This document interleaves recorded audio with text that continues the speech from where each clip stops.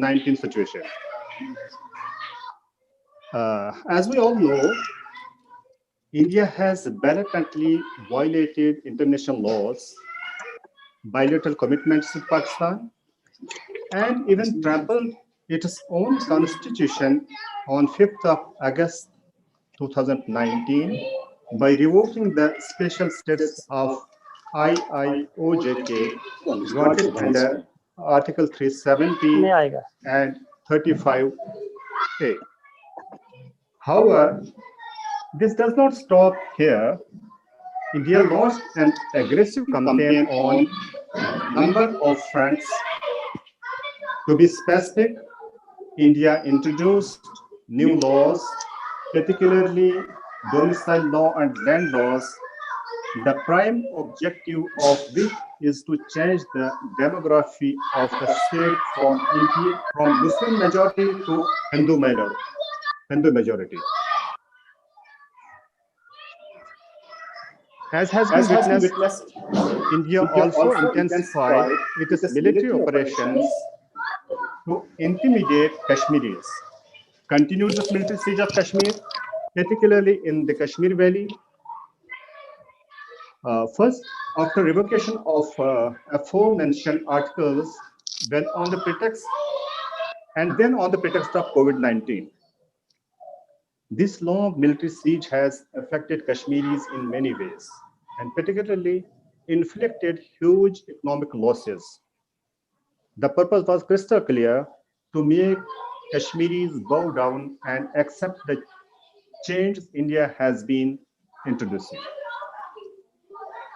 In all this, the fascist Indian regime did not allow any dissent voice.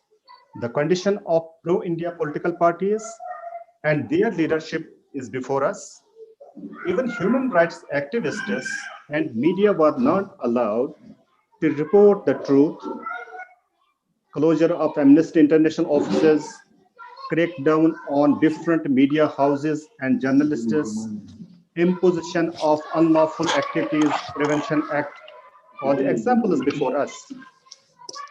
All this shows that India has resorted to aggressive and multi-dimensional mechanism in Kashmir, and it is feared that if the developments continue with the same pace, it would achieve its objective of demographic change with a couple of years now. We are cognizant of the fact that no international condemnation or we're cognizant of the fact that no international condemnation or statements against the mechanism could stop India from continuing to implement its aggressive policies vis-a-vis Kashmir. India does not seem in mood, particularly in near future, to engage in any kind of dialogue for resolution of Kashmir dispute. The world, particularly United Nations and other influential forums, although issued statements and observed Indian wrongdoings, but in practical, nothing changed. Now, since we gather here in this webinar to discuss Indian mechanism in IIOJK and way forward, I would appreciate if we could focus on some basic questions and determine what our role, being Kashmiris or different human rights or other activists, should be at this particular juncture of time, or what opportunities we have to support Kashmiris in their struggle for freedom or right to self-determination.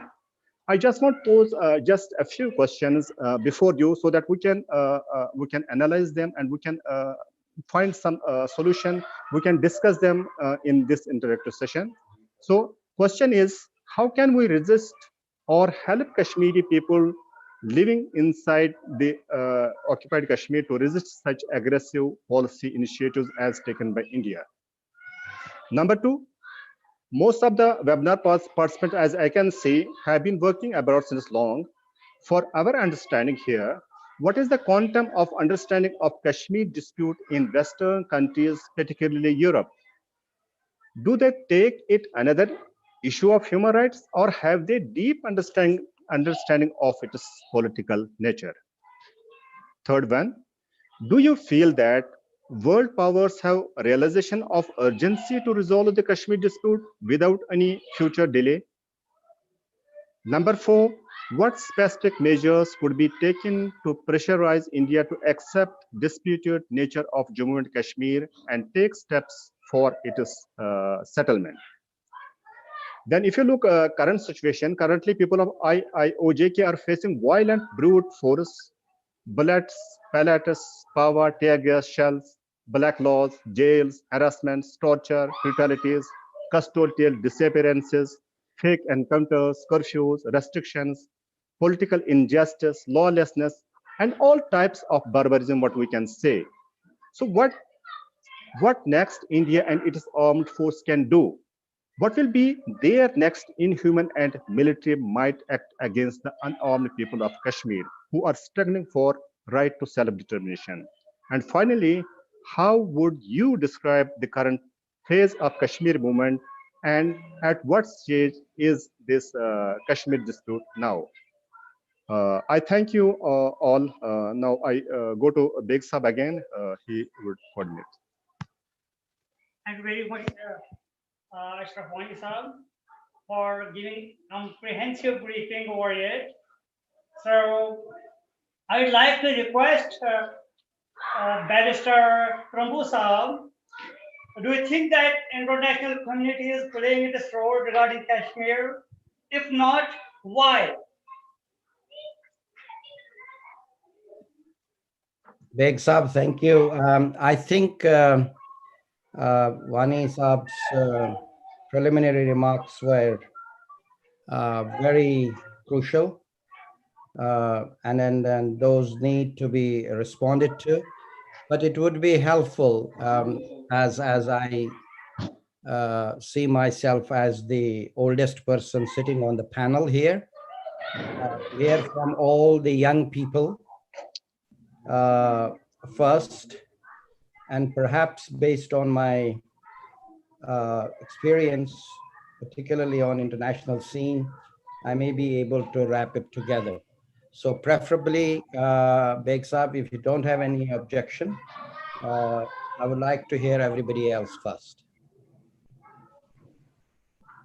Okay. Okay, that would be more better if it is your suggestion, because you are more experienced and you have been working on Kashmir for long, and you know ins and outs about Kashmir issue. Beg Saab, I didn't say I'm more experienced. I simply said I believe I am experienced than all other young people who are sitting on the panel. So somebody else may have much more experience than me. I wouldn't claim that I'm the expert on Kashmir affairs or on international relations with regard to Kashmir. But so kind of you. I think you proceed as I requested. Thank you, sir.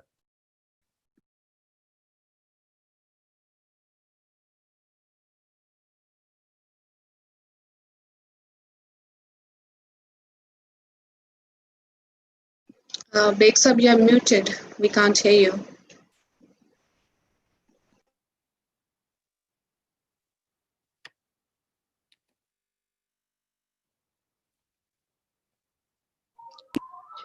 Hello?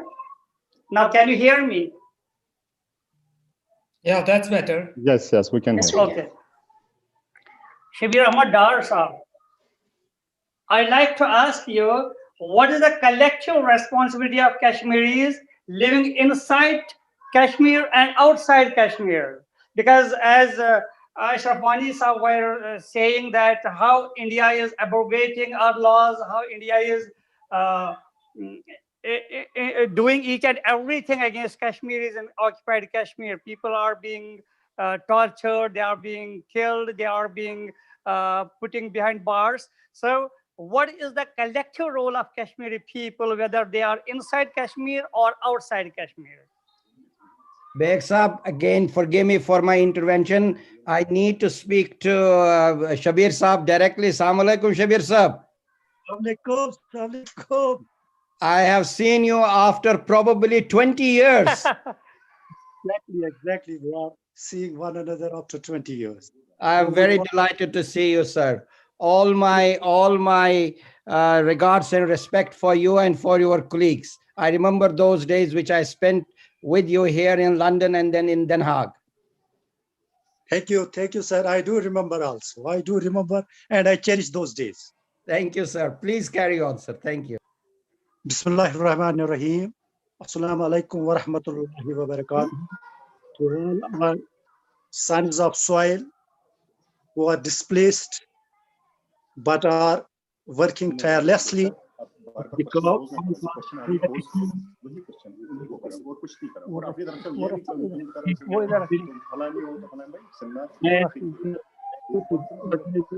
webinar, who are also our sons, proud sons, who are carrying all the events happening here in the occupied territory and informing the world about all these indignities of life which we are going through. It's an old saying that the nature of resistance is decided by the oppressor, not by the oppressed people. But the result of the resistance is decided by the oppressed, and the oppressor cannot intervene in it. As far as the question goes, how the people in this part of Kashmir can deal with the India we are dealing for the last 7 decades, we have been dealing them, particularly for last 3 decades. There has been an uprising which have caught the attention of the whole world. And because of that, you are displaced too.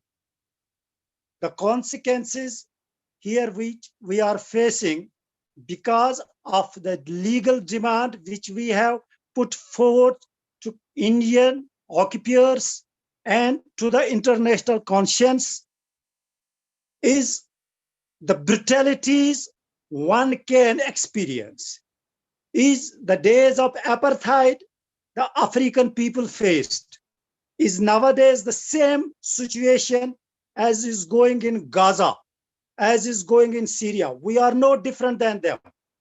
We are just trying to save our political identity.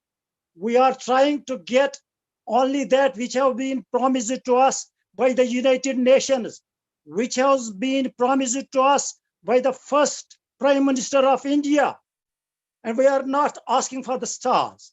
Now what India is doing it, all the horrible laws, all the black laws, which you can mention, which are prevalent in this world, they are in place as far as Kashmir goes. The voice of dissent is absolutely non-existent. You cannot have any dissent here. Even if India goes, there is absolutely no voice of dissent at this point of time. So Kashmir is altogether different. How can we have? India thinks that they have purchased us again like the Maharaja, so they can deal with us what that Maharaja was doing to the people some 100 years back. But we are fighting it politically, fighting it at a diplomatic level. As far as Mr. Trumbu goes, he's the real senior diplomat as far as we know him here, and he knows Kashmir full well, as you have put yourself in the opening remarks. I do subscribe to those views. We have been working for some time together. The whole of Kashmir is non-resident Kashmiris. They are working tirelessly, no doubt about that. And after the mention of 5th August 2019, the difficult situation has arisen for Kashmiris. It has added to the woes. We were already facing the tough situations. It has added more into it, because this time what India is trying to do is changing the demography, as everybody understands it. And not only changing the demography, it is literally snatching our land. It is literally snatching our right to vote. It is literally doing everything from Delhi is being done to do their business in Kashmir.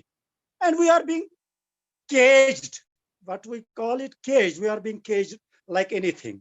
But the caged birds are still making all efforts to get ourselves free. And as far as Kashmiris go, they are politically fighting Kashmiris with full conviction, with full resilience. And our friends, our brothers all over the world, they are doing a great job, particularly after 5th of August, they are doing a great job. We may be at the receiving end of the situation at this point of time, but that our sons, our brothers, and our sisters, our daughters at the global front, they have made world to move. And every capital of the world, they have spoken about Kashmir. They have spoken about the urgency to resolve the dispute on Jammu and Kashmir.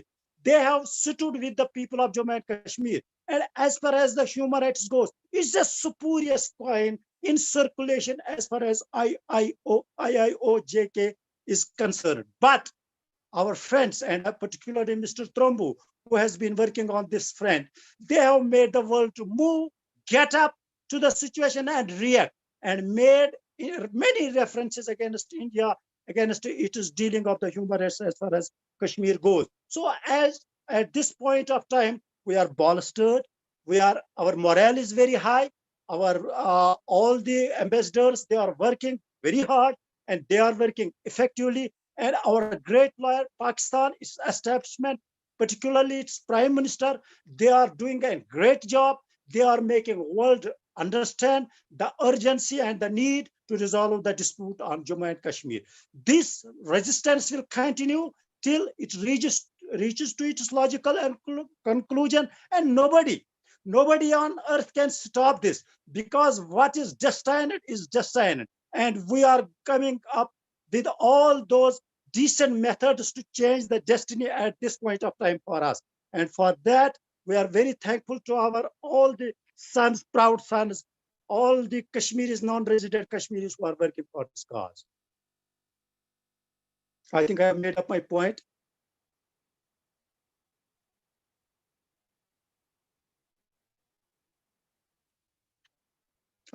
You are not audible, sir. You are again muted, Beg Saab, you are muted. Hamza, unmute. We are not listening. As far as Hello? I go, Hello. yes. Now you can. Thank you very much, Dar Saab. Ms. Shaista, you have been living in Pakistan and you have been working over here for the cause of Kashmir, for Kashmiri people. You have been lobbying over here, and I used to see you here on roads of Pakistan, in Islamabad, whatever you have been doing here. Now you are living in UK and you are doing same thing over here, and you are taking forward this Kashmir cause. What do you think? Do you feel that world powers have realization of the urgency to resolve the Kashmir dispute without any further delay? What do you think? Thank you very much, Beg Saab. I'd like to pay my regards to Trumbu Saab. I can see him in the panel. And I can surely say he is the most expert and experienced person. And I can, if anyone can give the certificate, I will feel proud to give this certificate to Trumbu Saab that he is the most experienced person. It was a pleasure hearing Dar Sahab from Kashmir right now, and the positivity and the way he spoke gives us courage, the people who are living in diaspora, that this is the way people in resistance, they speak. So as far as your question is concerned, Beg Saab, first of all, I'd like to say that I don't see the urgency even in people of Kashmir right now. People in diaspora, people are saying that we saw the urgency in government, and we saw the urgency when different world leaders or anyone talk about Kashmir, but I don't see the urgency even in our own selves. We saw that after 5th of August, a storm came in and everybody became an expert, an overnight expert on Kashmir. And now suddenly everyone is gone, and who is left? Trumbu Saab is here, you are here, and I am here. So this is the thing, that when we talk about UN, when we talk about OIC, when we talk about urgency of what the world community or what the world leaders have done for us, we need to first sit on a balcony and see what we have done, what kind of urgency we have shown to this cause, what kind of strategy and what kind of moves we took after 5th of August. Leave aside what we did in early 80s or 90s or in 2000 or in 2008 or in 2010. We need to see what we have done after 5th of August, what difference we made after 5th of August, what moves were there, what strategy we made, who sat together to decide, okay, now when all this has happened, what to do next?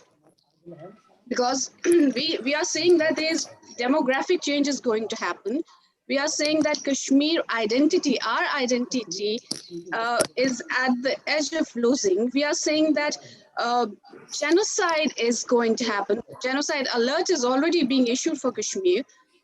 All these things are happening, but where are we? Where are we, the Kashmiris? Where are we, the lobbyists? Where are we, the human rights activists on Kashmir? So before we blame or we pinpoint what others have done, they have done whatever they could. UN have done more than enough by publishing reports on Kashmir. Thanks to Trumbu Saab and his team and the tireless efforts they have done, we have now this proof of report that we can show to the world that whatever we were saying all these years, that enforced disappearances are there, mass graves are there, rape as a weapon of war is there, pellets are there, bullets are there. We have now a written proof with us. That is what world needs, a document. So we have document in form of what UN reports have been given. OIC, they have always been giving the statements and we receive those statements. They are doing their job. Media is now working more in Kashmir, and we can see the first page editorials and first page headlines on New York Times, Guardian, Al Jazeera and whatnot. But the question lies, what have we as Kashmiri done? And I know that we have done many webinars and we have been talking about this, but in terms of a strategy, if we are talking about what Indian strategy and scheme of process have been, and it's 5th of August was not a random act India took. It was not an overnight thing that they scrapped or they took away the so-called identity of Kashmir by scrapping 370 and 35A. That was not an overnight effect. That was a systematic process that was going on. And we need to understand that when this happened, it was not that opposition in India was blaming BJP for doing it. They were taking the credit for it. Congress was taking a credit and they were saying that BJP was unable to do it because we had diluted the effect of 370 and 35A. So we can't say that BJP is all evil and Congress is what we need right now. We need to understand that whosoever is in the government or in the opposition or even those friends we have in India, when it comes to the right of self-determination of Kashmir, they have only one and single line, that is Kashmir is the integral part of India. So we need to understand these things as we are talking about the mechanism and the scheme of processes. We need to understand what our strategy has been, because what I have seen so far, and I am witness to this, that Trumbu Saab was the one here who wanted to unite Kashmiris, who wanted to make one platform for Kashmiris where we can think as a think tank and where we can sit together and where we can talk about next future strategies and what we have done in past and how we can move forward. But again, as I can see 9 people sitting here, that was the result of that as well. And there, Trumbu Saab and we were left. So we need to understand that as we are here today and we'll continue to discuss and debate these things, we need to see our roles, what we are doing and how we can improve that and how we can move forward with that. So without blaming and pinpointing on others, let's talk about what our roles have been and can be. Yes, that is great. Without pinpointing others, we need to see what we people are doing and what we need to do and what would be the way forward? Umar Adil Dar Saab, you are Dr. Asif. Can you hear me? Yes, Dr. I can hear you. Oh, okay, sir. Currently, people of Kashmir living in Indian occupied Kashmir, what kind of harassments, barbarism, and vicious attitude from India they are facing, and what do you think are the expectations of Kashmiri people on a world community, and do you think that these expectations are right? And as Shaista was saying, that we need to focus ourselves rather to think about others, what others are doing. What do you think that what Kashmiri people should we move forward ourselves, or we should rely on? I'm missing your audio.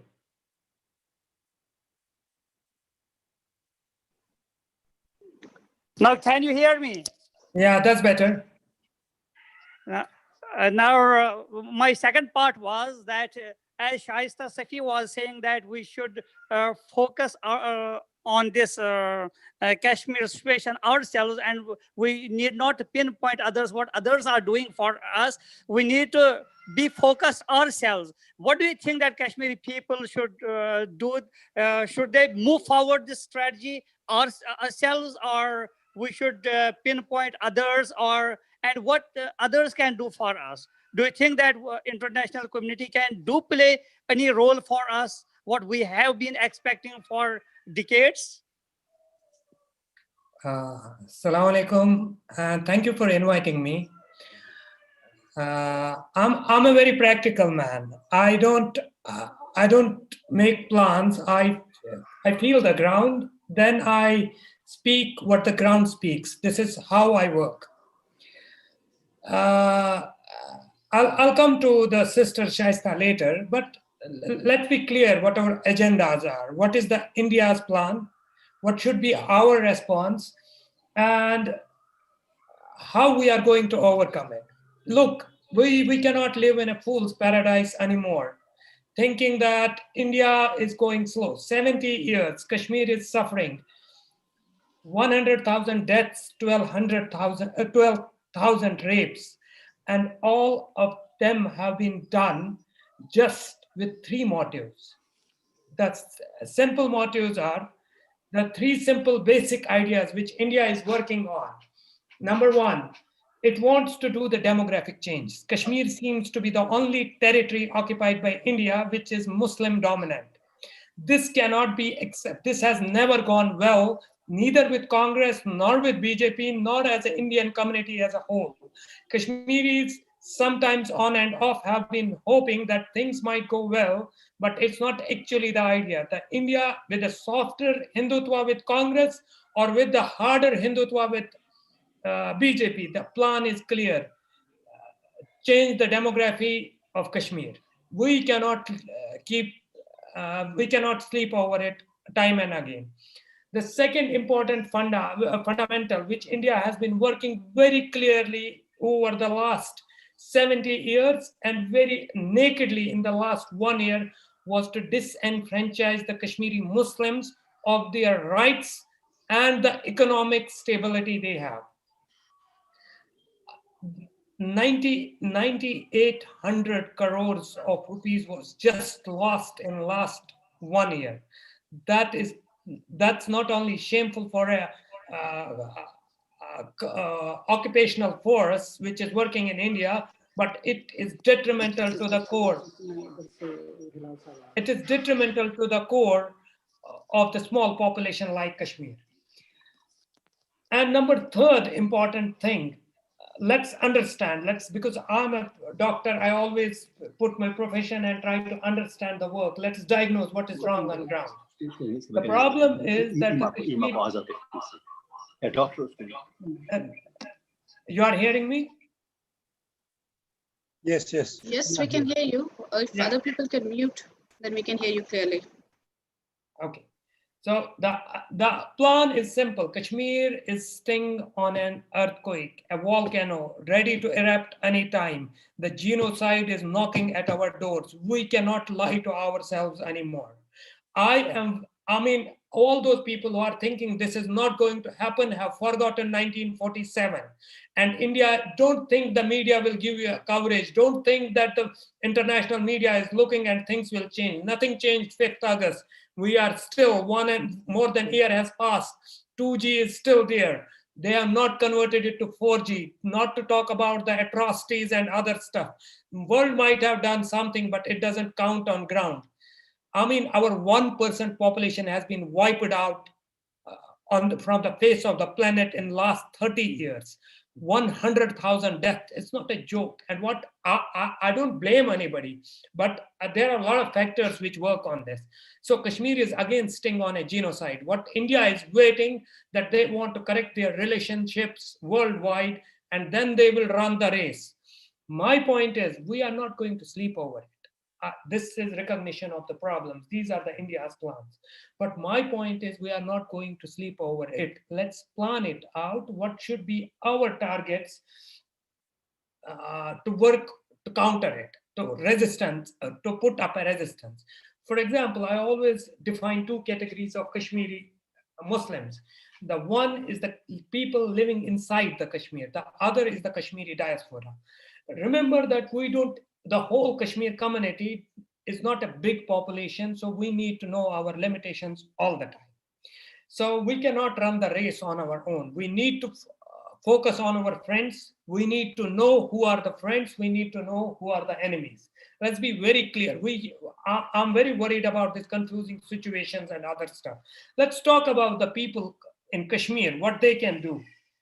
The biggest thing they can do, they should not normalize the situation. For example, everything is not normal post 5th August, and it never was pre 5th August, but we will not allow them to settle on it. Second important thing, you look at these elections, we need to run a proper, why are the elections being run? The point is to create a narrative that everything is normal, everything is coming back.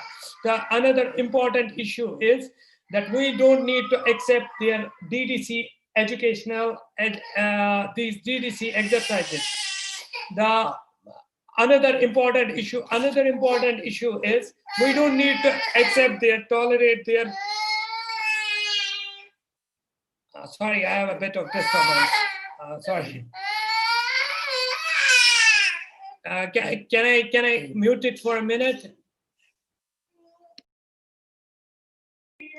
Yes, we can, please.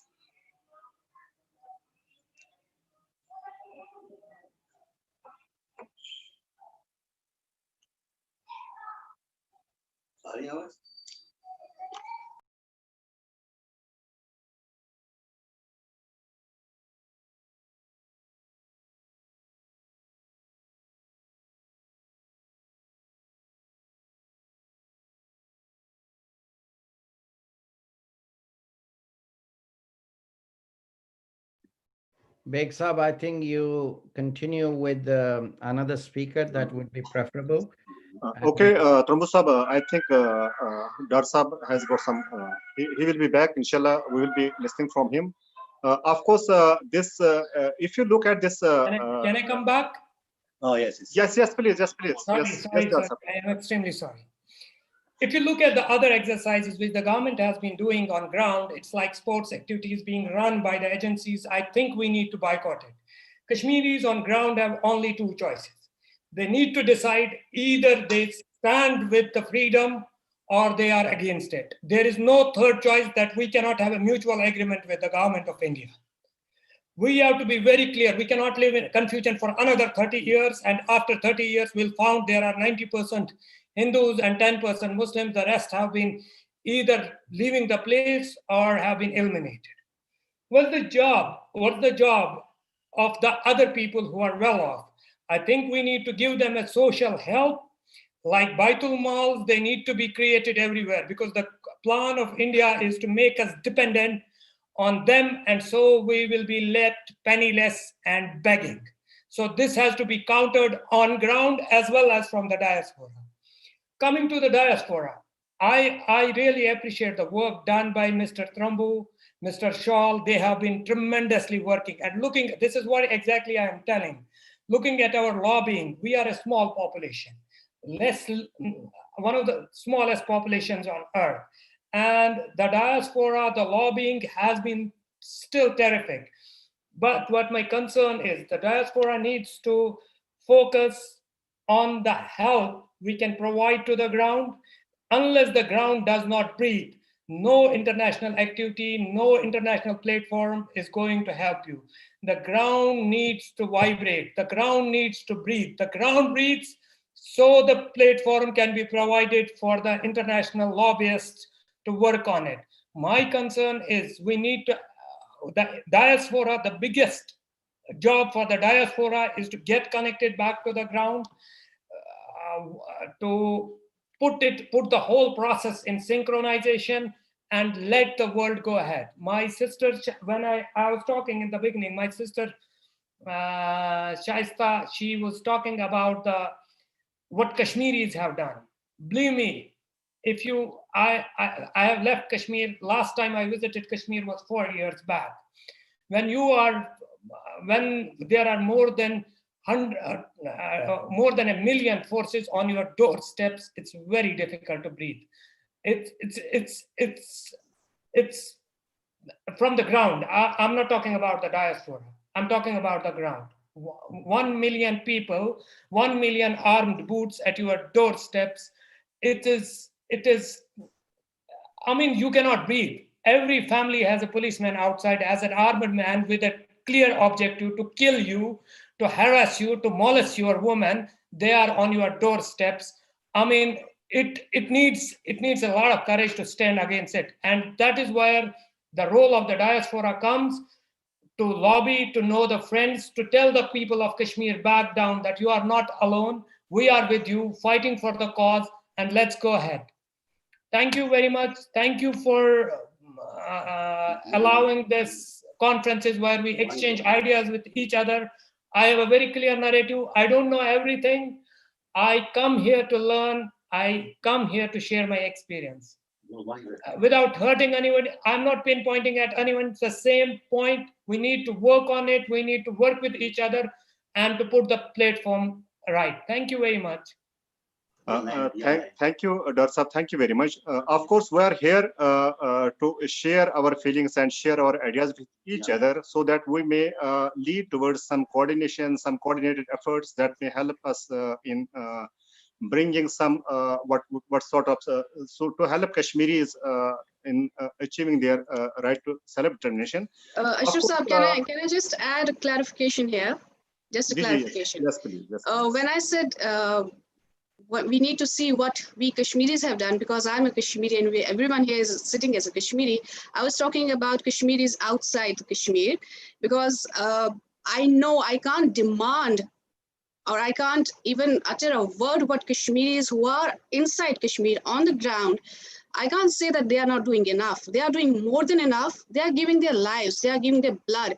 I can't demand anything from them. What I was saying is what we Kashmiris, and especially urgency after 5th of August, as I mentioned that many so-called experts stormed out after 5th of August. So I was talking about Kashmiris outside Kashmir, because I don't feel that I have this right to demand from people on the ground to do something, because they are already doing enough. Okay, thank you very much. Actually, if you ask me, Kashmiri diaspora particularly, they have worked hard. They have done a lot of work, particularly after, if you ask me, after August 5. But of course, what I want from this particular webinar, I want to, because we need coordination. Coordination is where we lack, because when we do not coordinate our efforts, that makes us a problem. Otherwise, we are working everybody, every Kashmiri diaspora, they are working for this purpose.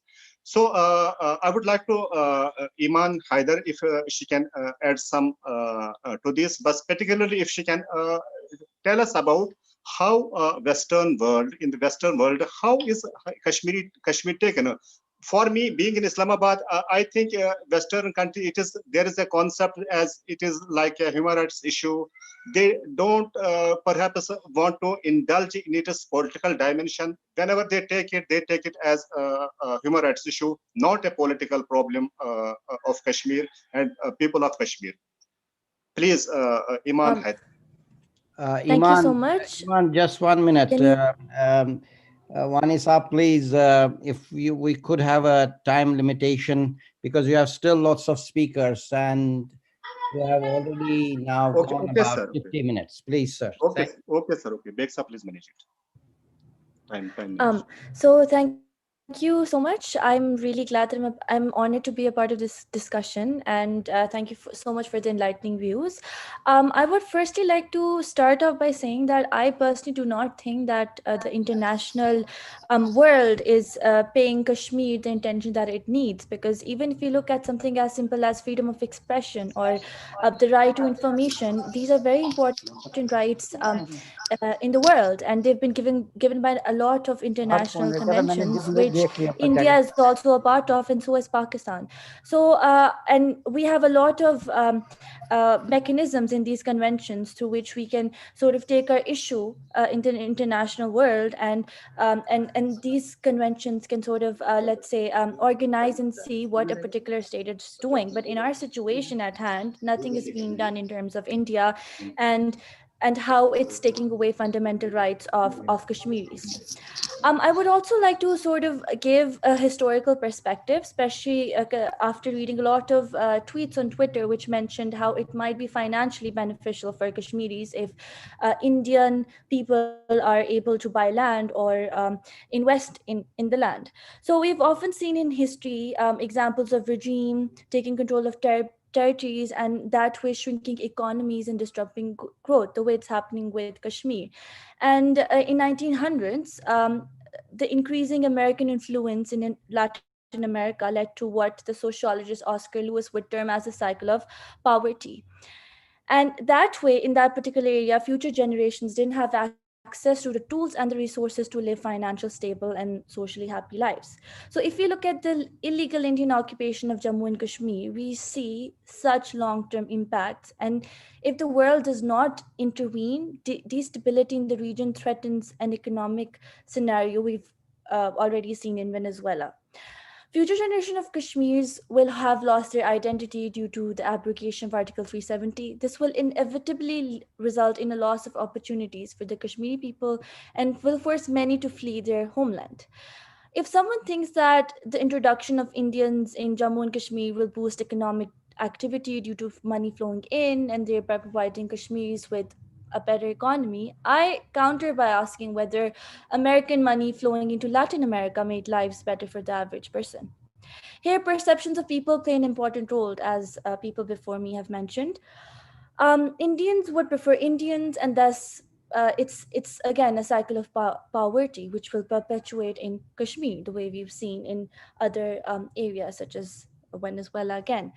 It is now imperative that international institutions, global powers, and the general populace, especially the Kashmiri diaspora, that we take up these issues and coordinate in a way where we can advocate our rights in a much better way, because otherwise we're condemning an entire generation of young boys and girls to live a life of poverty, and not just the current generation, all the future generations of Kashmiris that are to come.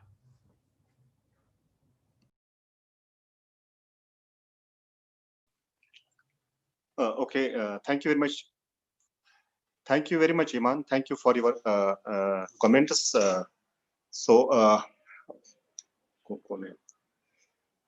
Of course, we have to look from different dimensions. If we talk about issue of Kashmir, we have to work on different fronts, particularly as earlier Asif Dar Saab has said quite well about the economic.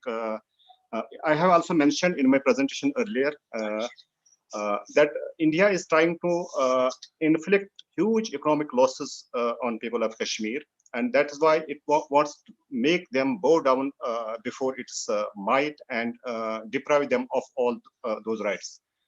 We have Danish Ali, research scholar from Australia. If Danish, can you hear me? Yes, I can. Thank you. Thank you for inviting me. Thank you very much. I Yeah, can. please, I hope please, I'm audible. please. Forum is with you. Please say. Okay. Bismillah. First of all, thank you very much for inviting me. I would start with a quote of Malcolm X. He said, "Education is the passport to the future, for tomorrow belongs to those who prepare for it today." So first thing that we talk about the situation of like how we reached here, why we are talking about Kashmir, like after 73 years, what has happened in Kashmir. First thing I would like to quickly, wrap up, that is part of education. We have been, informing people. We have been like, crying day in, day out that, world, please come to, come for our rescue, that we are getting massacred. Like there's a genocide maybe take place within the next 3 or 4 years, but the world will not listen to you. This is the reality, because India is a big market, and people realize it. And we are living in a world where people do not care about the political correctness. They talk about their markets as long as their pockets are full, and that's the reality. And we have to speak, the truth. And I'm not like being pessimistic, like we are telling you, look, there are people that who won't listen to us. They will listen to us, but we have to keep in mind that what is happening in the ground. We are facing a shameless fascist regime who are day and night working for the genocide of the 10 million Muslims. And we can't be like mute spectators. We have to speak the sentiment of the people, but simultaneously we have to be realistic. And if we are not realistic, we are only talking about education. Okay, that's okay. You are informing people. But what about the practicality that's missing from the ground? I can't expect more from the people because they're already oppressed. I believe Dr. Asif, you already highlighted it. Ms. Shaista, she already did it. And, talking about, like, for example, I completely agree with Ms. Iman. She talked about we are hijacked in the name of like development from last 73 years. And I would like to put one thing on record. Don't think that this is the only fascist regime. I would like to reiterate what Dr. Asif said. For example, he said like the soft Hindutva power of Congress. I would like to quote Arundhati Roy. Arundhati Roy, she said what Congress did by day, what BJP did by day, Congress did by night. The only difference is one did it in the shade of darkness, and one is doing it open. And I believe I have more respect for someone who's open, in a sense, because it is better to an open enemy rather than a secret friend who's of no use. And second one we have to talk about, like, for example, the only difference between the Congress and the BJP is Congress, for example, they bragged about it that they did it with they changed Article 370 12 times without making any hue and cry. They were indirectly telling BJP, look, you don't know how to hold world politics. We did better than you. And people didn't come to know about it. Now, this is not a battle of, like 370. Kashmir is not about that. It's about the right to self-determination. The first Prime Minister of India, he took it to the United Nations and promised to the people of, world that we will give you the right to, self-determination. Now, keep in mind, those people who were telling us we'll give you right to self-determination, now a regime comes in and said, you are our part, by hook or crook. We don't agree with you. We will take your land. Now this occupation is changed into annexation. They want our land by hook or crook. They want to do the demographic change. That's there. Now imagine, look at the Indian scenario. One who promised you from last 73 years, never gave it to you. And now who is openly saying, we will change you. We will so-called integration. We will do some sort of assimilation. And where do I get these things? Why I'm a little bit, like getting angry on these things? Because the reason is, if you go to their official website, that is the political wing, their ideology is RSS. Read the books of S.W. Goldwalker, We the Nation, We Our Nation. He also mentions that he's talking about the minorities in India. Forget about Kashmir. He's talking within India, they cannot live as Muslims. They have to assimilate without any rights. Now imagine what they're talking about Kashmir. They want it, and they want the demographic change. Within the next 4 or 5 years, it would be done. Then what we would talk about, like when the majority change into minority, and we don't have to, like, for example, I'll give you the example of, Congress. Like when the first day they landed in, the day they landed, they stopped killing in Kashmir. Number one, the massacre of Jammu, how the Muslim majority in Jammu was, turned into a minority. We have to take lessons from history. And if we do not learn from history, history would be repeated. I have, these are the points. And I will say it is better. We have to speak the language they understand. Okay, it is all right. Thank God we have a strong neighbor. Otherwise our situation would have been worse than Burma and Myanmar. And I say it with full guarantee, being a student of history. So that's what I have to say. And I hope, I didn't offend anyone. And if I was a little bit more aggressive, please forgive me for that. Thank you very much. Thank you very much. Thank you. So, Misbah Hussain Rizvi Saab, lecturer in Qatar. So, first of all, I would like to request all the participants to be concise and short because we don't have more time. It will be so late if we will take more time. So, Misbah Hussain Rizvi, lecturer in Qatar, I'd like to request you that you are, while staying abroad, you are Kashmir yourself. How would you describe the current phase of the Kashmir movement? And at what stage is the Kashmir dispute now? And while you are looking from outside into Kashmir, and what do you think that in which direction our movement is moving forward? And whether we are going towards the right direction or we need to achieve something more?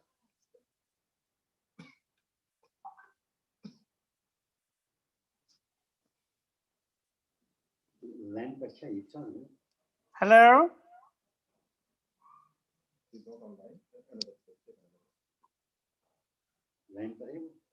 We can hear you. Misbah Hussain. Mr. Misbah? Mr. Umar Adil, can you hear me?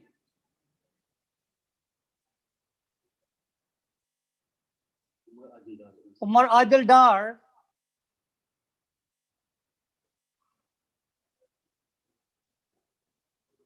Hello? Miss Sobia? She's not here.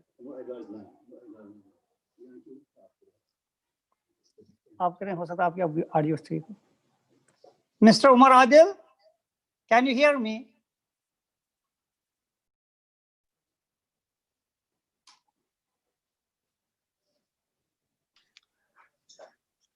Mr. Umar Adil, can you hear us, please? Umar Adil? He is online, but I don't think what is the issue with him.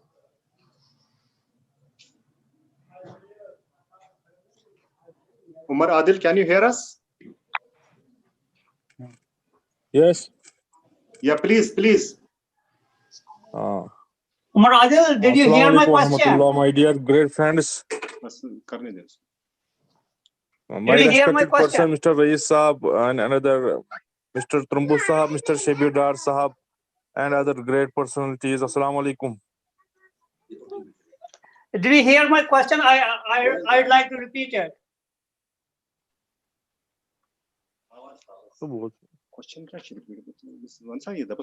Please give your comments. Okay, give your comments. I would like to get your comments, please. Please tell me question if you want. How would you describe the current phase of the Kashmir movement? And at what stage is the Kashmir dispute right now? If you agree, sir, I want to talk in Hindi, Urdu. Okay, आप किसी भी ज़ुबान में बात करो, बेशक कश्मीरी में. Okay, thanks. जी, जो मौजूदा सूरत हाल है यहाँ की जम्मू कश्मीर की 5 अगस्त 2019 से,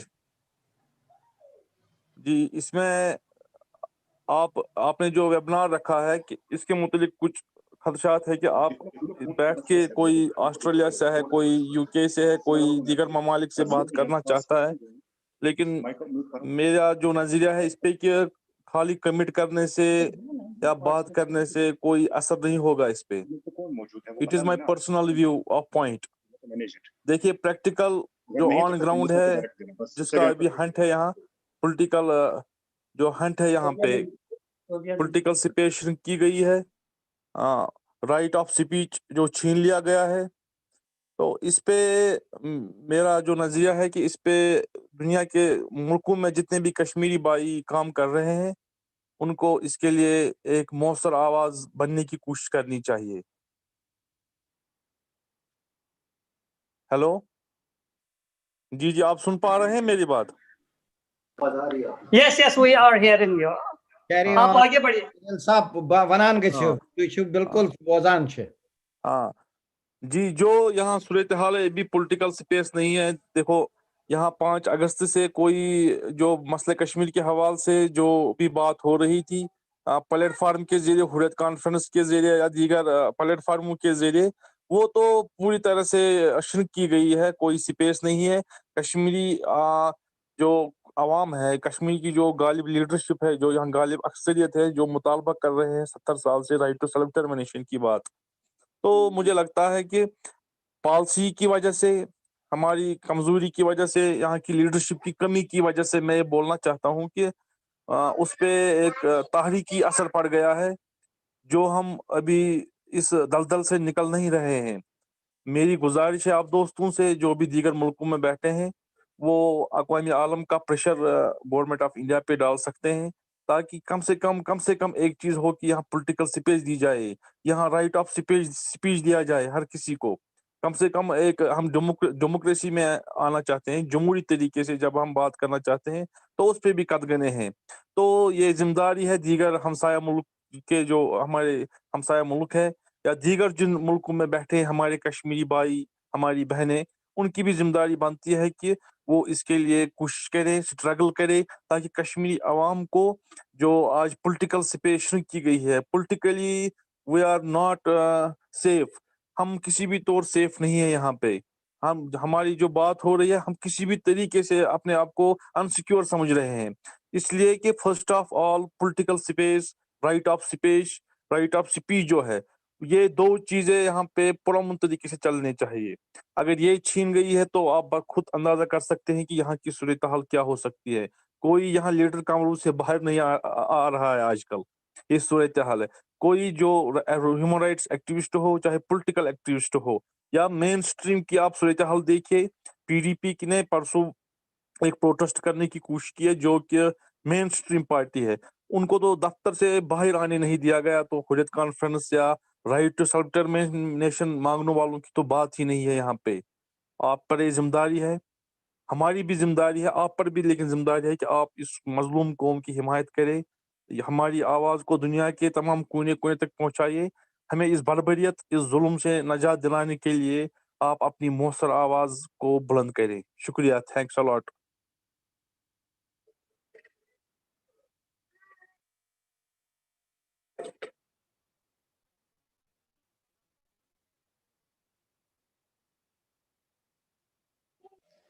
Thank you very much.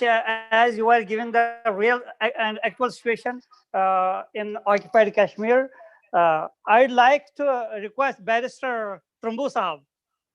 Barrister Sahab, so I once again say you are more experienced. You have been doing work for Kashmir for decades, and you know ins and outs of Kashmir. So what is the way forward? Because some people, you might have got the idea that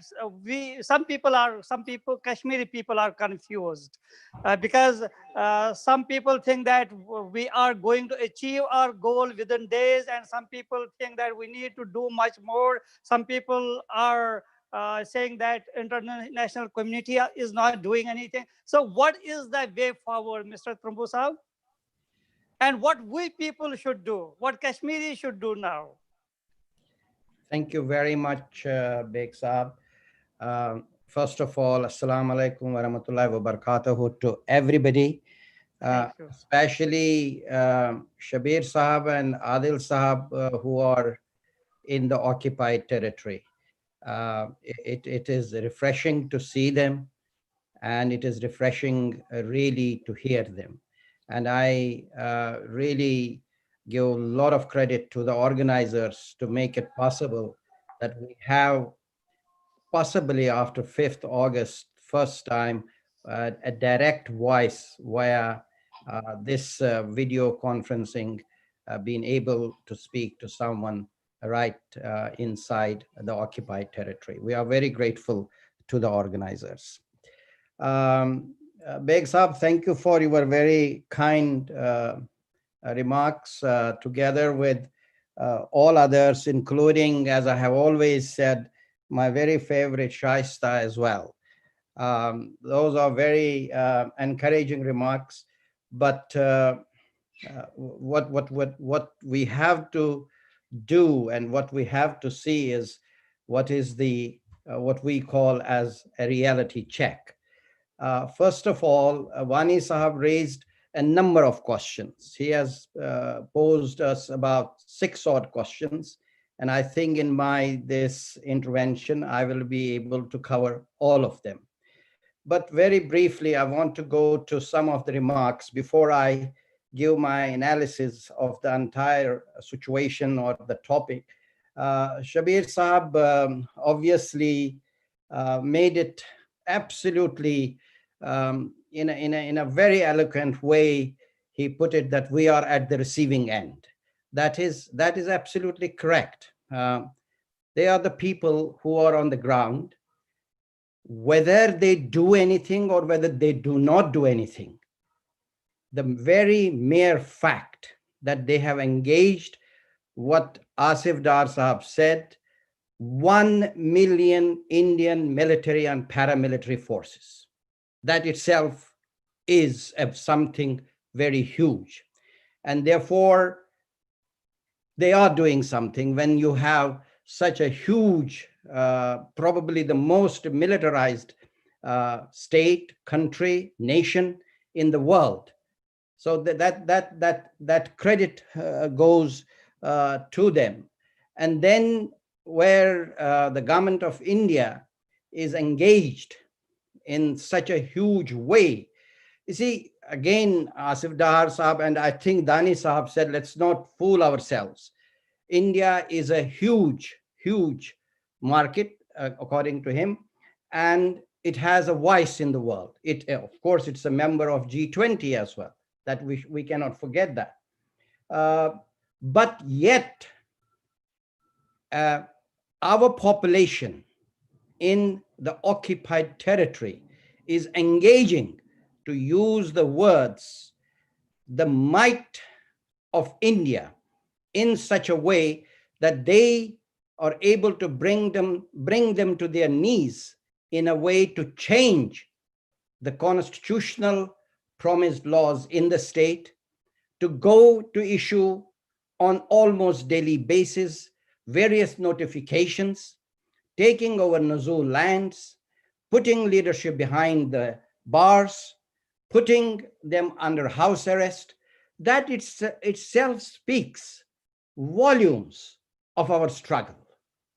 So therefore, any suggestion, and Shabir Sahab is absolutely right, you are at the receiving end, but any suggestion to say we have to do more inside, in my view, is far-fetched.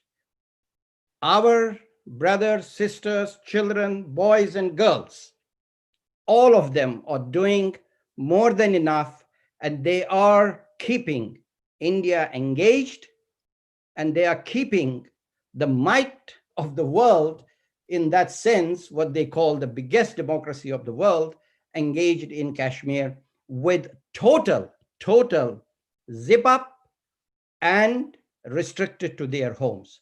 So that point made by Shabir Sahab is an eloquent point that speaks volumes, and I think he is absolutely right. Then we move to Shaista. Shaista is absolutely right. The bubble has bursted. 5th August. I, for one, do not understand why we are giving so much prominence to 5th August. I think, as somebody rightly said, and I think it was Danish who rightly said, whether it is Congress or whether it is BJP, one do the work during the night, other do work during the day. 5th August, through the act of Parliament or the Indian Parliament, or directly or indirectly, Article 370, or for that matter 35A, had been compromised long back. Jammu, if you would look at Jammu and Ladakh, pre 5th August, 19, it's practically taken over. The demographic change has already taken place in those two parts of Kashmir. So to be quite honest, it was merely RSS agenda or propaganda to satisfy their people or their hardcore fundamentalists within India, to make them to rejoice that this is what the change we have done. But again, a reality check is that those things were already in operation in Kashmir. And yes, there was a lot of commotion throughout the world. We have seen lots of demos, huge demos, but that has gone. Shaista is absolutely right. I've been saying those days as well. Shaista is witness to it. This is a temporary phase.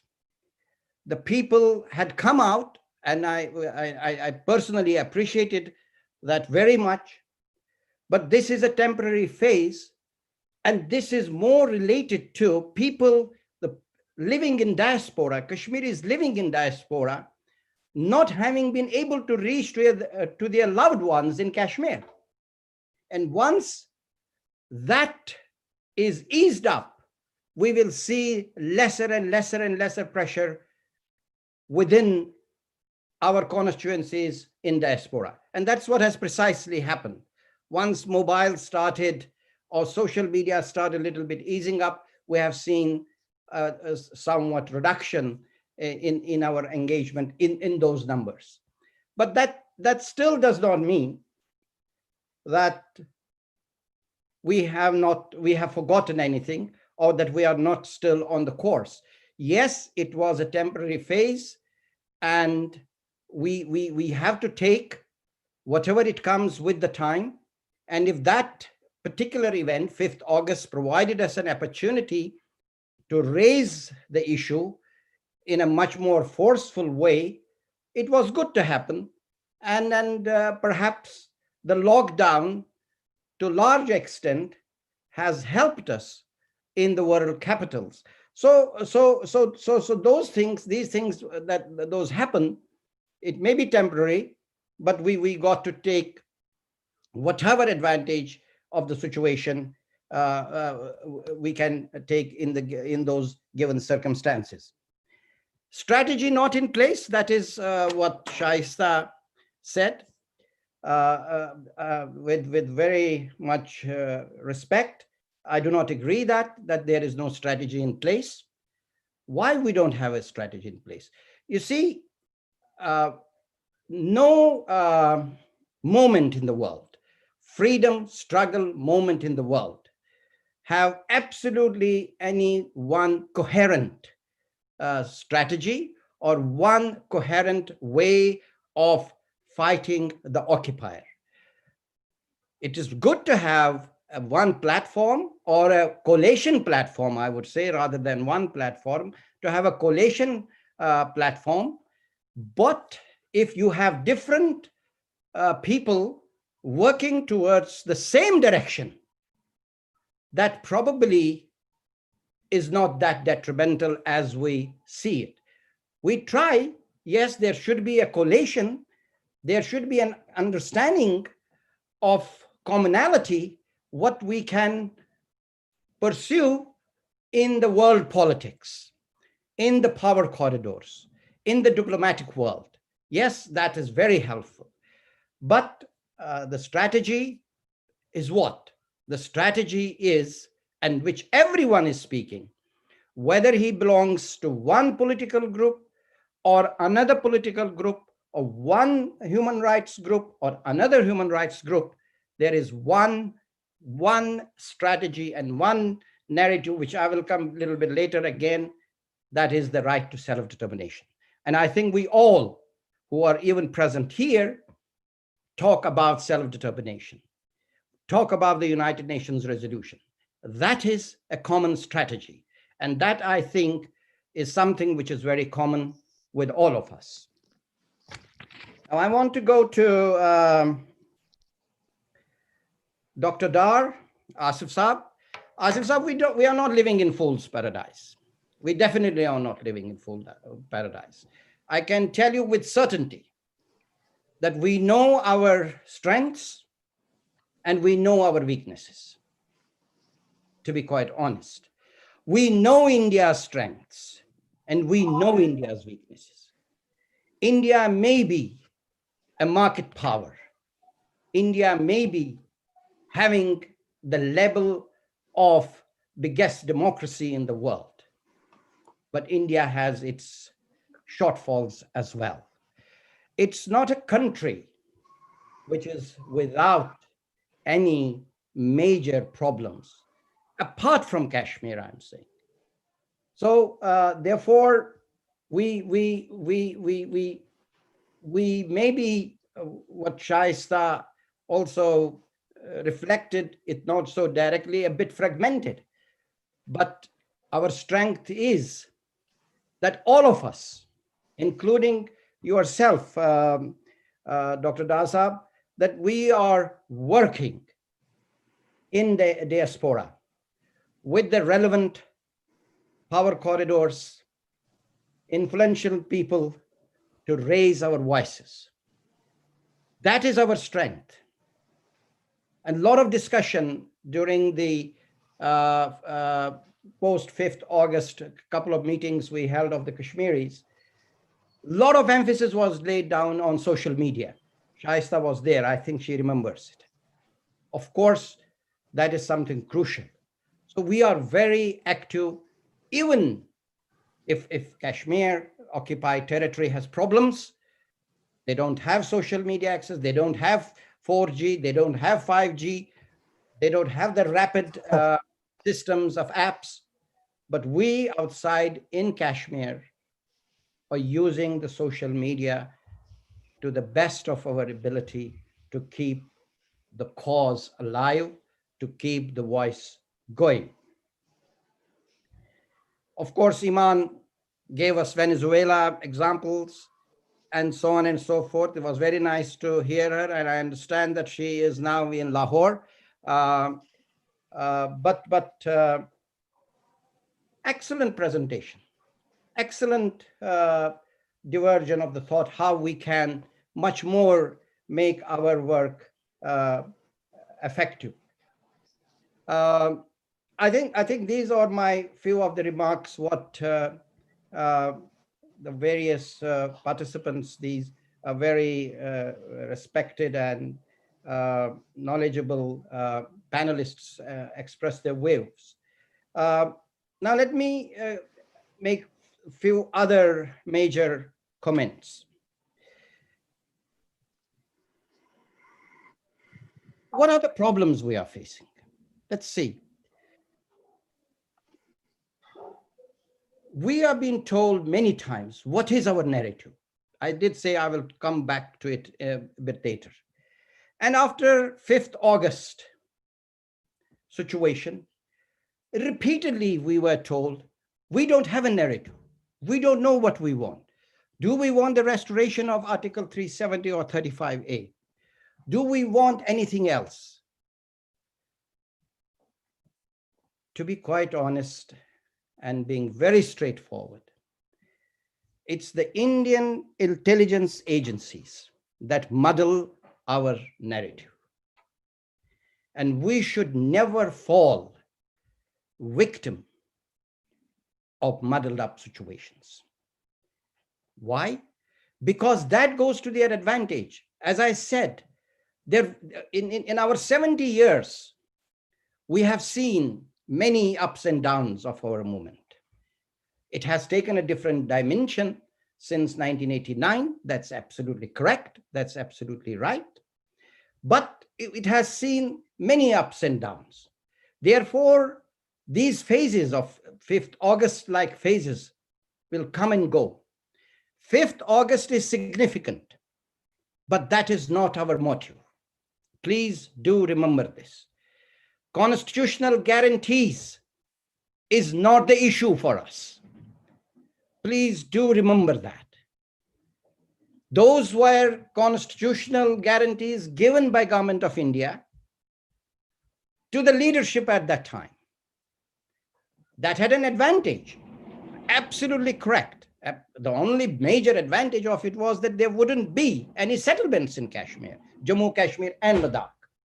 Absolutely right. But that's not the narrative. Narrative remains and always must be. Our goal and our aim is right to self-determination. Linking it with the United Nations resolutions, because your legal base generates from the United Nations resolutions. Some of you may not agree with that, but that is the fact. You don't have United Nations resolutions, you don't have the case. You go before the world, or you go before the Security Council, which Pakistan has done twice in the recent times, only because you have the UN resolutions. So our narrative is and must remain one narrative, wherever you are, inside, outside, Pakistan, Azad Kashmir, or in diaspora, is a right to self-determination. You can't get away from that. That is what it is. Rest are all, as I said, as the things come and go, as the situation demands, we can raise the issues but surrounding to that particular situation. But the main narrative remains, and main narrative is right to self-determination. We have problems, severe problems. Shabir Sahab identified it. Adil Sahab identified it. Shaista identified the UN's two reports. Serious, not serious, gross human rights violations taking place in the occupied territory. That's an issue. In my view, to be quite honest, there is genocide in Kashmir. There is also possibly coming to the terms with crimes against humanity in occupied territory. What to do about it, how to go about it. That's the way forward.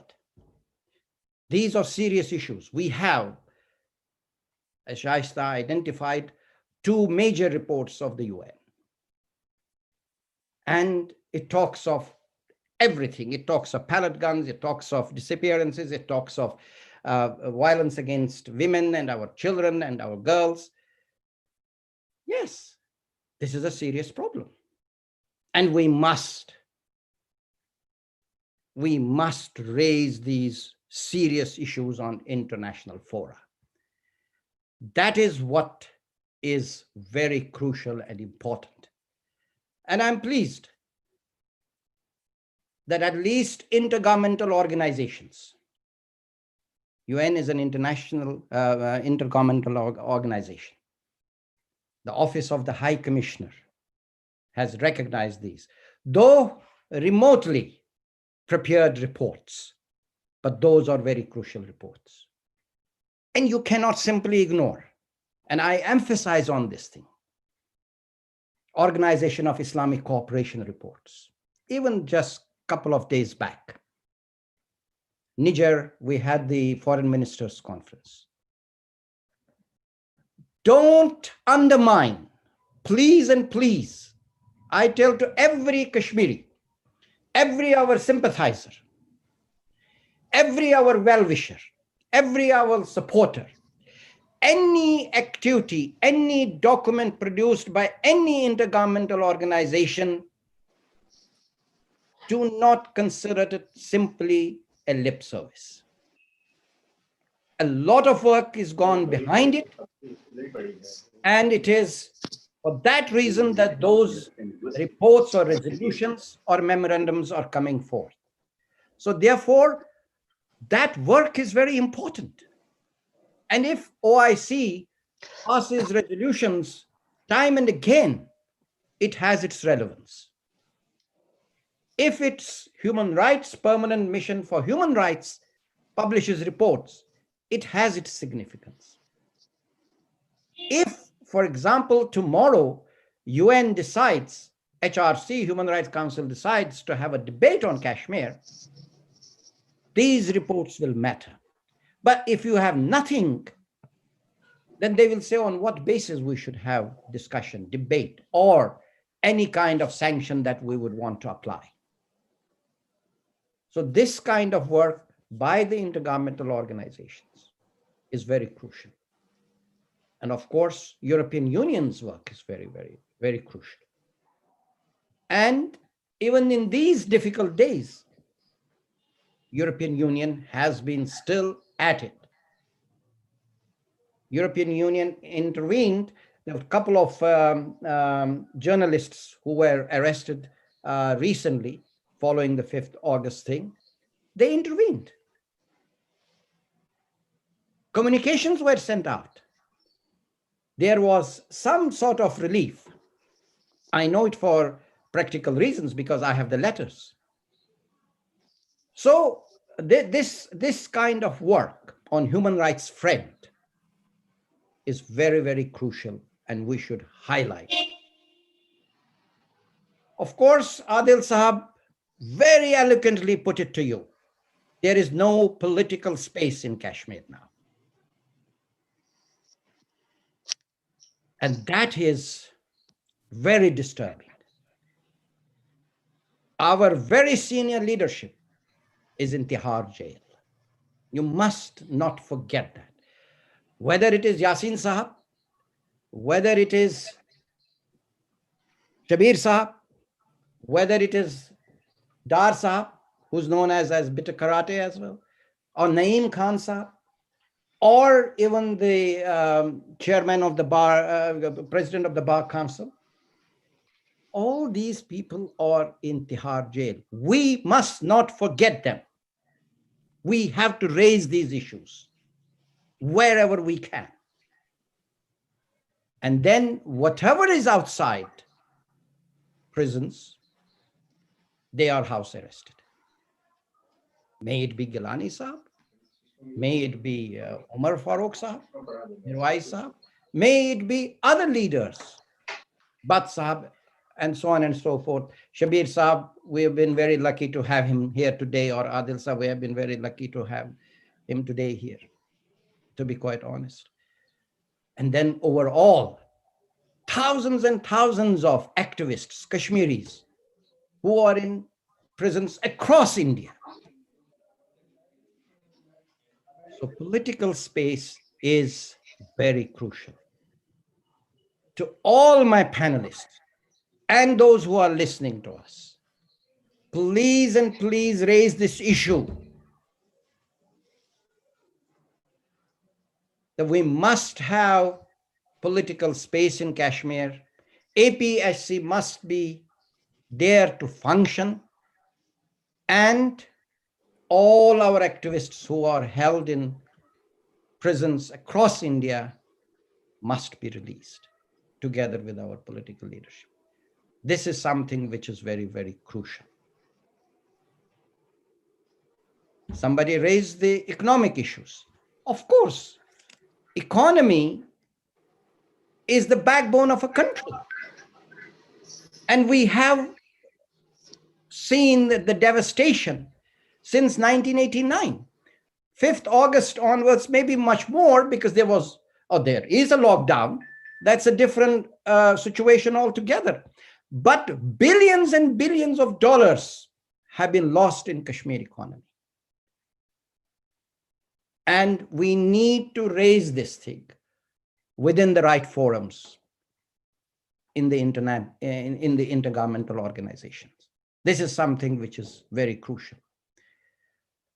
One important factor that we have forgotten during all this, because our issues are so heavy: self-determination, human rights, economic, political issues, direct impact on our social living. Our social fabric has completely collapsed because of the atrocities, because of the lockdowns, because of the militarizations, because our kith and kins, our parents, our brothers, our sisters, our husbands, our wives, our children, they are not able to have that normal social life. There is no social life. Here or there, a marriage, which is a part of life, or here or there, funerals. Funerals are much more than the marriages in occupied territory. To be quite honest, those have become abysmal. Therefore, we should bear in mind our social fabric that has torn is revived. I remember in one of the conferences, Shaista was with me there. She raised the issue of telling stories. And I think she will be better eloquently to say, what does that mean? You need to tell the story of atrocities. You need to tell the stories of what has gone through you in your social environment. That is what you should post on social media. Not necessarily hardcore politics, but you have not been able to meet your husband. You have been looking for your husband for the last 20 years. You are a half widow. This is telling stories of a particular person. Or you have not been able to visit Kashmir for the last 30 years. You have not been able to see your loved ones. These things matter in international environment, in international awareness. And that's what gets you support. It's not hardcore politics necessarily. It's telling these stories, whether of social happenings or whether in terms of economic disasters, whether in terms of shrinking the political space. Keep on telling these stories wherever you can, physically, orally, meeting-wise, and social media. This is what I think is very important. Thank you. Thank you. Oh, no, I'm not finished yet. Sorry, I just need few more points to come across.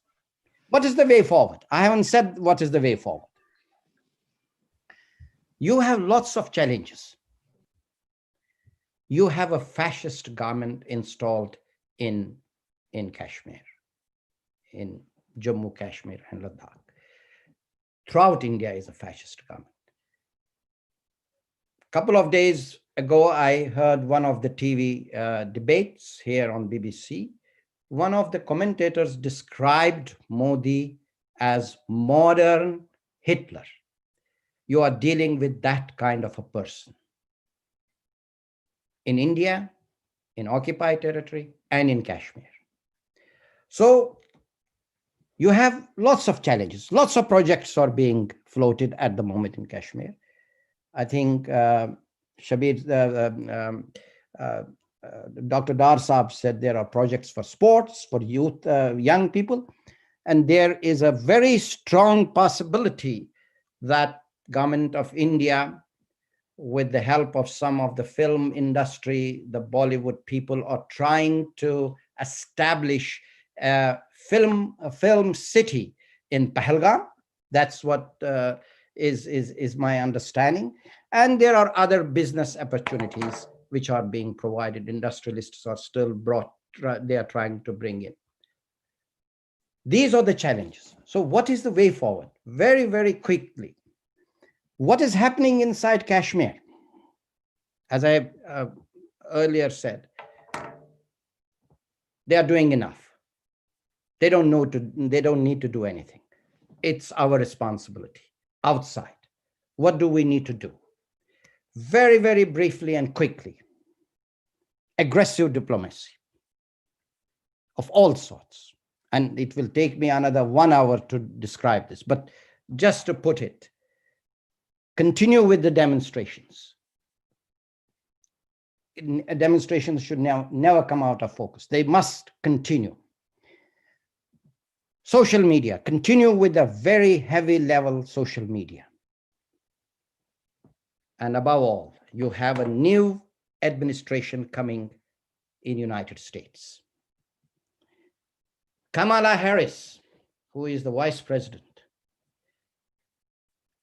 very briefly, she made a statement in the Senate, not during this election campaign, but sometime back when a senator's group was attempting to go to Kashmir, but they were denied the visas by the fascist government. She said that, and it's on record. Let Kashmiris know they do not stand alone. We have to cash on these words with the new administration. Biden, the president-elect, made various statements on Kashmir. Electioneering, I accept, a lot of things may come, but we need to depend on these statements which they have made and impress upon the new administration how to take Kashmir forward. And finally, I sincerely believe there is genocide in Kashmir. I have prepared a paper on this, which has been presented to the United Nations, but the legality of it is, it has to go to the International Court of Justice. And we need a country to take it there. And we have to work on this. Thank you very much to all of you to listening me so patiently. Please forgive me if I took longer than expected, but I wanted to make these points across. I'm very grateful to all of you. Thank you, sir. Thank you, Beg Saab.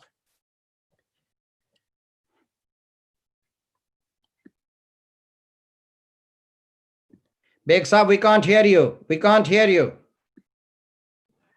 Trumbu Saab, Now we can hear you. once again, we have been blessed by your sublime thoughts, and we always love to hear you. We Kashmiri people, as you said, have chosen the path of path on which we are moving forward. There are negative and positive things in everything and every moment in the world, but I am very much optimistic on the basis of 2 points, on the basis of 2 things. Number one, Kashmiri people are not tired yet. Number second, we hate India, and this hatred is in our blood and hearts. So that's why I believe that a day will come when we will reach to our goal, inshallah. And when we have people, so energetic people like Shabir Ahmad Dar, Adil Dar, and Trumbu Saab, Shaista is there, and other people are there. So inshallah, we will reach to our goal. Mr. Zishan, if you are hearing me, please. Mr. Zishan? Or Misbah Hussain Rizvi? Misbah Saab? They have some audio issues, I think. Okay. Bashir Ahmad Dar Saab, if you have one-liner. Shabir Ahmad Dar. One-liner.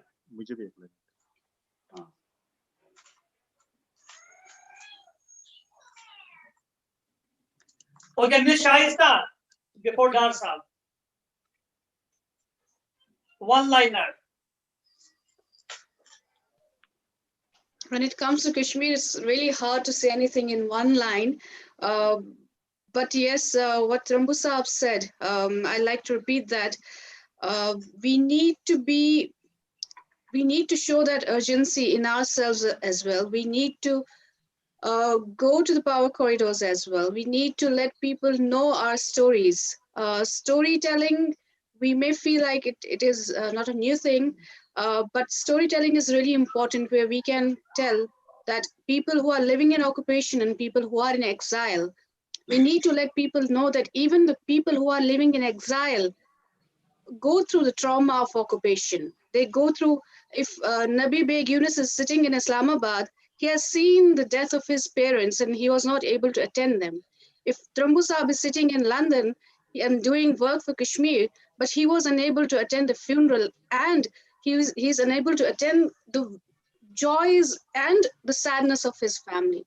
Same goes with each and every Kashmiri, whether he is in occupation or in exile, if he has left Kashmir, Kashmir has never left his mind or heart. People need to understand that occupation and exile go in hand to hand.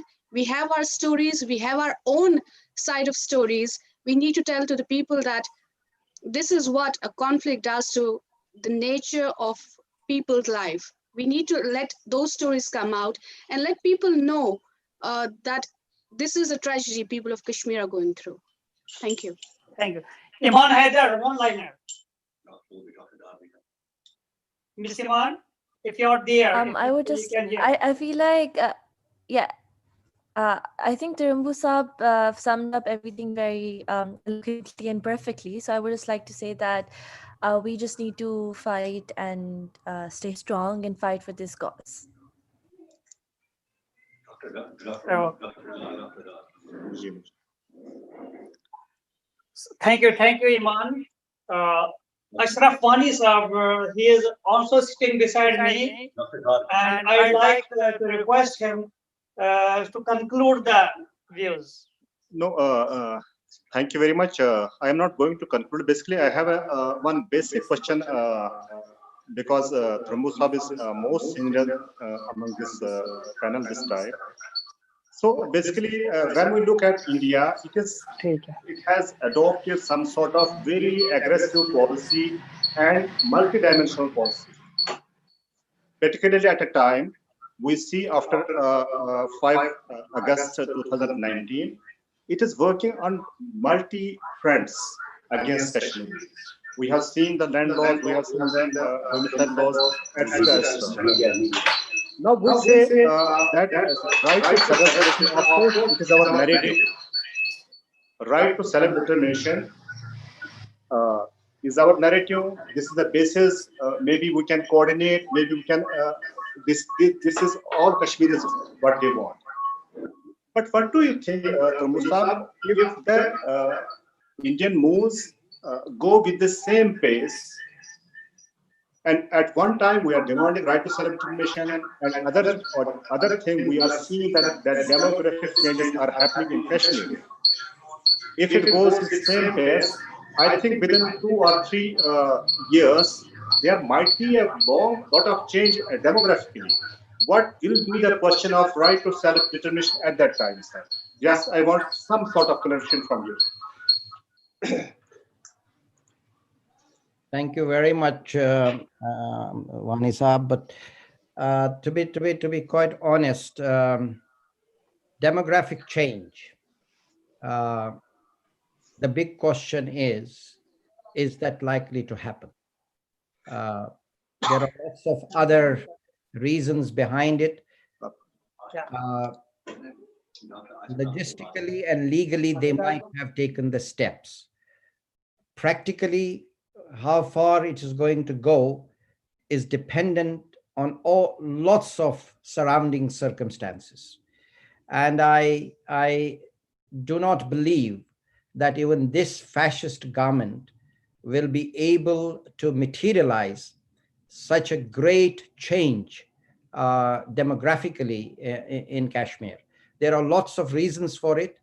And those obviously one thing you can't rule out, and we have seen it over the last few months, is also on the ground a certain scenario of Kashmiri's militancy on the ground.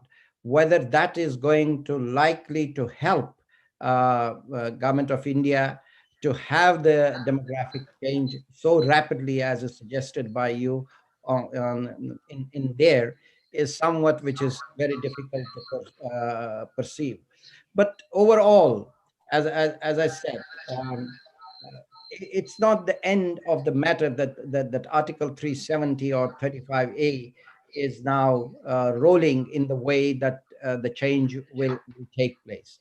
It is a situation that we have to confront, and it is a situation that we have to raise at the international fora. I think there could have been much more very serious developments on this, but for two reasons, the year 2020 has slowed down. One is very apparent, and that is the pandemic. pandemic has slowed down everything, and it has slowed down also what you could describe very positive diplomacy. I am privy to a situation that where we had a certain plan in the offing, but we could not implement it because of the pandemic situation. And once the pandemic is obviously overcoming, the vaccine is now being rolled out, I think the situation on demographic, what is your fear on demographic level will not be the same as is feared. And I think we will be able to put a halt to it, or to a certain degree. There are serious, I would say, negotiation, not negotiate, I would say serious interactions are taking place, that how to put a halt to it. So it may not be, it looks from the outside, it looks pretty enormous, it looks pretty ugly, but it is my view, and view based on lots of surroundings, those are known to me, that it's not going to be as rapid as we think, and we will fight it out. We will not Thank you. any door unopened for not to take such a major demographic change there. Thank you very much. Mr. Asif Dar, can you hear me, please? Dr. Asif. Yes, I can hear you. Yeah, Dr. Asif is from Saudi Arabia, Kashmir. He is Kashmiri as well. Dr. Asif, without asking a question, would you like to throw light on these views, whatever you have been hearing here in this webinar? Yes, I'd only like to say that we are fighting a state. We are asking for something which doesn't go down well with any of the major countries. Every effort will count. Every webinar, every seminar, everything will count. When the moment will come, each one of us, whoever has put even the slightest of the efforts, would be required to give the result. I mean, what has been started today, what you guys have started today, this will count when the result is expressed over a period of time, over next 1 year or maybe after 10 years. Everything will count. So what is my request to all the brothers and sisters here, that it is the perseverance, it is the persistence to the cause, especially what Mr. Trumbu has been doing over last so many years. It's only the beginning for us. And with his experience and with his guidance, we can pull it out, inshallah, together. Thank you very much, Trumbu Sahab. We really are grateful to all of you that you gave precious time. Thank you, Asif Dar Sahab. Thank you, Danish Ali. Thank you, Zishan Sahab. Thank you, Misbah Hussain Rizvi. Thank you, Shaista. Very thankful to you. Thank you, Shabir Dar Sahab. Thank you, Umar Adil. Thank you, Iman Haider. Thank you, all of you people. May Allah bless you. Thank you very much to you, Beg Saab, for moderating this very important and crucial event. And we are very grateful to the organizers, even to Rais, Mir Saab and Wani Saab there, for you people putting it together. I would, though, while going, mention my very close comrade, Professor Nazir Ahmad Shal Saab, who has been working with me on the senior level, I mean, day and night, to highlight the cause of Kashmir, particularly within the United Kingdom. And his obviously mention is very crucial, because he is very, very important insofar as the international diplomacy is concerned. Obviously, within the UK, I would say Shaista can do much more, and I hope she will do much more. And Dar Sahib in Saudi Arabia, Danish in Australia, and everywhere else. Iman, I'm very sad to know Iman is not presently in the United Kingdom. I hope she comes back at one given time. Zishan is here. He has to also to play much more active role. Adil Saab and Shabir Saab, I'm very grateful to you for both of you to coming, and really it was very nice to see both of you. Very, very great to see both of you. And please do remember us in your prayers, and we will remember you and all of you, the entire state of Jammu and Kashmir, in our prayers. And thank you very much. Thank you very much, Beg Sahab. Thank you, all of you. Thank you most. Thank you very much for having us. And it should be continue. It will remain Yes. continue, and Consistency. we'll make that coherence which is lacking over there. Thank you, sir. Thank you. And Thank I you. will call it off now. So thank you.